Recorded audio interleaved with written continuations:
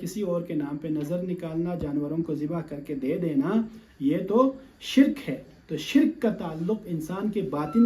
باطن کے ساتھ ہے، انسان کے عقیدے کے ساتھ ہے۔ تو باطنی طور پر چونکہ اس چیز میں شرک لازم آتا ہے، اس وجہ سے اللہ تعالیٰ نے اس کو حرام قرار دیا ہے۔ اسی مضمون کو اللہ تبارک و تعالیٰ نے سورہ مبارکہ انعام میں غالباً فرمایا کہ قل لا اجد فیما اوحی الی محرما علی طاعم یطعمہ الا ان یکون میتۃ او دما مسفوحا او لحم خنزیر فانہ رجس او فسقا اہل لغیر اللہ بہ۔ تو اس آیت میں بھی اللہ تعالیٰ نے فرمایا کہ اے میرے رسول آپ یہ کہیے لا اجد، میں نہیں پاتا ہوں، لا اجد فی ما اوحی الیہ، اللہ تعالیٰ نے جو مجھے وحی فرمائی ہے یعنی قرآن مجید، اس میں نہیں پاتا ہوں محرما علی طاعم یطعمہ، حرام نہیں پاتا ہوں اس بندے پر جو ان چیزوں کو کھاتا ہو، کھانے والے پر حرام نہیں پاتا، الا مگر ان یکون میتۃ، مگر یہ ہو کہ وہ مردار جانور ہو۔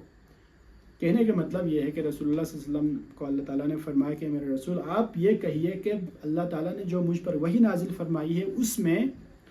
مردار کے علاوہ میں کسی اور چیز کو حرام نہیں پاتا۔ دوسرے نمبر پر دمم مسفوحن، بہایا گیا خون،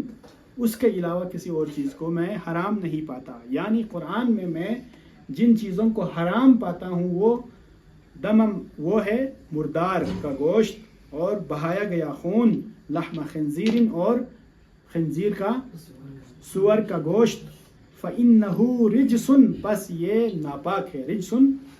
ناپاک ہے۔ یہ جو میں نے پچھلی آیت کی تشریح میں کہا، اللہ تعالیٰ نے اس آیت میں کھول کے فرمایا کہ یہ جو تین چیزیں ہیں، مردار کا گوشت اور بہایا گیا خون اور کیا ہے سور کا گوشت، یہ رجسن، یہ کیا ہے جی، ناپاک ہیں، ان کا تعلق ظاہری ناپاکی کے ساتھ ہے، یہ ناپاک ہیں۔ او فسقن، اور دوسرا جو ہے نا جس چیز کو اللہ تعالیٰ نے حرام قرار دیا ہے جو شرک ہے، اس کو کہا یہ گناہ ہے، فسق کی وجہ سے، اہل فسق او فسقن اہل لغیر اللہ بہ، اللہ کے علاوہ کسی اور کے نام پہ ذبح کیا گیا ذبیحہ، اس کو میں قرآن میں حرام پاتا ہوں۔ ان چاروں کے علاوہ جو اہل کتاب نے دیگر جانوروں کو اپنی طرف سے حرام قرار دیا تھا، ان چیزوں کو میں حرام نہیں پاتا اس وحی کے اندر۔